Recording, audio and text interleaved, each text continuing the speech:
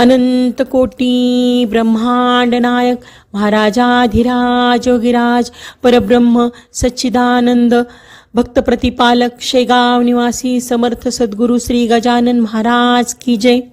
नमस्कार. आपल्या गुरुस्तुती या चॅनलवर सगळ्यांचे स्वागत आहे. आपण आपले काही अनुभव असतील तर ते आम्हाला नक्की कळवा. ते आपण आपल्या चॅनलवर सांगू.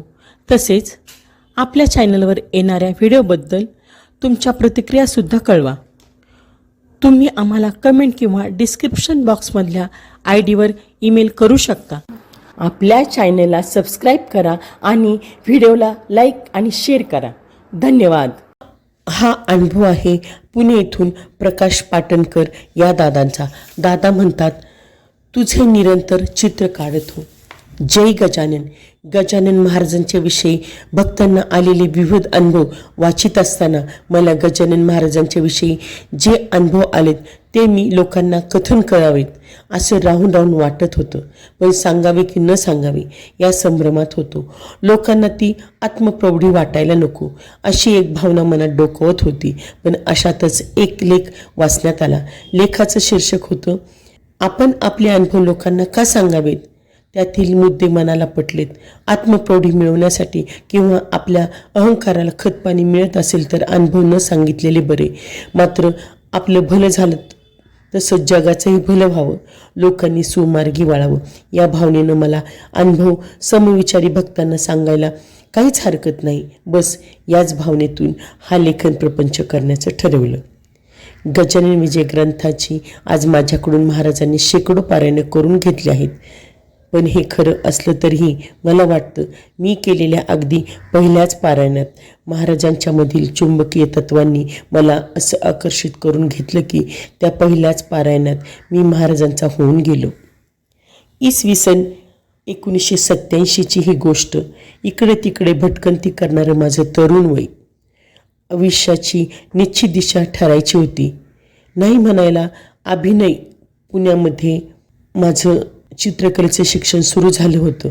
याला थोडी पार्श्वभूमी अशी होती की 10 वर्षाचा असताना मला म्हणजे या प्रकाश पाटणकरला पुणे सकाळतर्फे झालेल्या बालचित्रकार स्पर्धेत प्रथम पारितोषिक मिळालं होतं. मला चित्रकलेची मुळात आवड होती म्हणून तिथे प्रवेश घेतला होता. पण नाममात्रच. क्वचितच कॉलेजात कधी हजेरी लागणार. असाच एकदा कॉलेजला हजर असताना आमच्या शिक्षकांनी मला सांगितलं, प्रकाश उद्या महाविद्यालयात एक इंडिया टुडेचा जुना अंक घेऊन ये. तसं तर आपल्याला बरेच अंक हवे आहेत, पण निदान एखादा तरी मिळेल तर घेऊन ये. या अंकातील चांगले फोटोग्राफ्स अथवा तत्सम काही पानं आम्हाला फाडून चिटकवणे, रेफर करणे अशासाठी कामाची असायची. आमच्या ओळखीत असा अंक येतो याची मला माहिती नव्हती. त्यामुळे रद्दीच्या दुकानात हा अंक शोधावा लागणार हे मी मनाशी ठरवलं होतं. त्या सकाळी मी घरी परतलो. तरुण वयातील काही स्वाभाविक प्रश्न माझ्याही मनात घर करून होते. आयुष्यात पुढे काय करणार, नोकरीचं काय, घरची जबाबदारी वगैरे वगैरे. काय करावं या विवेचनेत असतानाच माझ्या बहिणीनं अचानक सुचवलं, अरे शेगावच्या गजानन महाराजांच्या वरील पोथी आहे, श्री गजानन विजय, ती पोथी वाच. मी असं ऐकलं की प्रापंचिक आणि पारमार्थिक दोन्ही आघाड्यावर ती पोथी भक्ताला सांभाळून घेते. अर्थात जर मनापासून वाचली तर. का कुणास ठाऊक, पण त्या दिवशी माझ्या मनानं ठरवलं की आज ही पोथी वाचायचीच. त्या पोथीची लांबी, लागणारा वेळ, ओव्यांची संख्या वगैरे गोष्टी डोक्याला शिवल्याच नाही. बहीण म्हणते आहे, गजानन महाराज आपलं भलंच करतील या विचारानं माझं पहिलं पारायण सुरू झालं. अतिशय मन लावून मी पोथी वाचू लागलो. सवय नसल्याने मला त्या दिवशी खूप वेळ लागला. शिवाय सोबत चिंतन सुरू असल्याने मनाला बुद्धिनिष्ठ प्रश्न सतावित होते. वाळ्या वृक्षाला पालवी, कोरड्या ठणठणीत विहिरीला क्षणात पाणी, सारंच विस्मयकारक वाटत होतं. खूप वेळ झाला वाचन सुरू होतं. अंधाराची जाणीव झाली आणि एक प्रश्न मनाला सतावू लागला. इंडिया टुडेचा अंक आणायचा आहे, रद्दीची दुकानं बंद होतील का, अंक न आणता आला तर सरांना काय वाटेल वगैरे. आता नकळत वाचनाची गती वाढली. पारायण पूर्ण झालं तेव्हा संध्याकाळ सरत आली होती. मी महाराजांची आरती केली आणि कुणीतरी त्या अंधारात बाहेरून आवाज दिला. प्रकाश. एरवी फारसा न येणारा एक मित्र दारात उभा होता. त्याने मला विचारलं, रद्दीच्या दुकानात चलतोस का? मला रद्दी विकायची आहे. ते ऐकून मी आनंदलो. त्याला माझ्या आनंदाचं कारण सांगितलं. त्यावर तो बोलला, मला अचानक वाटलं की तुला सोबत न्यावं. हे बघ काय आहे. असं बोलून त्याच्याजवळील लहान पोतं त्यानं जमिनीवर रिकामं केलं. आमच्या त्या लहान खोलीतील फरशीवर सगळीकडे इंडिया टुडेचे अंक पसरले होते. चित्रकलेच्या क्षेत्रात स्वतःची प्रगती व्हावी यासाठी माझी धडपड सुरू होती. आमचं घर लहान असल्याने कॅनव्हास पेंटिंगसाठी माझ्यासमोर जागेचा प्रश्न होता. पण त्या दिवशी पहिल्या पारायणानंतर महाराजांनी जणू पुढील मदतीचा संकेतच दिला. श्रीकांत भावे म्हणून माझा एक मित्र मला म्हणाला, अरे मी आणि माझी बायको आम्ही दिवसभर नोकरीच्या निमित्ताने बाहेर असतो. घरी वडील असतात, पण त्याचा त्रास तुला होण्याचं कारण नाही. 6व्या मजल्यावर फ्लॅट आहे, एवढं मात्र आहे, तू तिथे पेंटिंग्स करू शकतो. आमच्या घराजवळच चित्रकार अरुण फडणीस राहायचे. मला त्यांचं काम जवळून पाहण्याची संधी मिळाली. ते सुंदर चित्र काढायचे. त्यांचं काम पाहून मी शिकलो.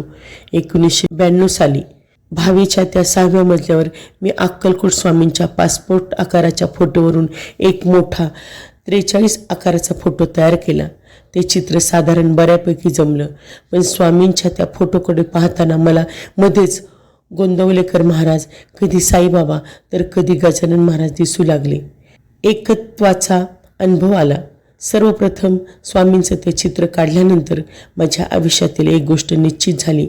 ती म्हणजे मी चित्रकार होणार आणि मुख्यत्वे सर्व संतांचीच चित्र माझ्या हातून तयार होणार. 1993 साली मला गुळवणी महाराज आणि कवीश्वर शास्त्री यांचं एकत्र चित्र काढण्याचा एक योग आला. ते चित्र फडणीसांनी वाखाणलं. तिथून सातत्याने सर्व संतांच्या कृपेने प्रगतीच होत गेली. आज नर्मदा परिक्रमेच्या संदर्भात ज्याचं नाव आदराने घेतलं जातं, ज्यांच्यावर नर्मदा मैयाची असीम कृपा आहे, त्या प्रतिभाताई चितळे त्या काळात केव्हा तरी एकदा घरी आल्या होत्या. मी काढलेले चित्र पाहून त्या उद्गारल्या, या सर्व चित्रांच्या मध्ये अनुभव डोकावतोय. ही पाहण्याची नाही, अनुभवाची चित्र आहेत. हे संत दर्शन आहे.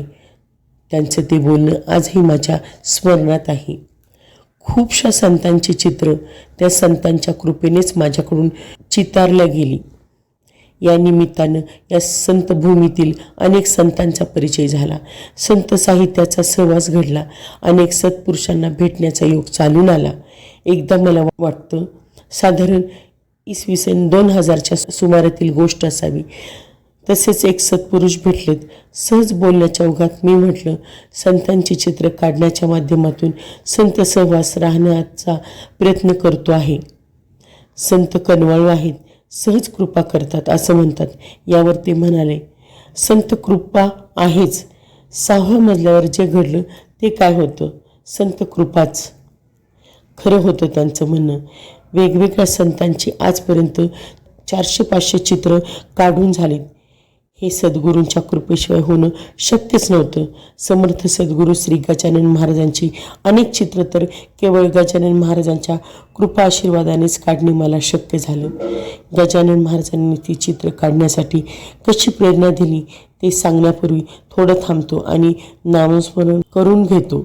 श्री गजानन जय गजानन, श्री गजानन जय गजानन. गण गण गणात बोलते, गण गण गणात बोलते.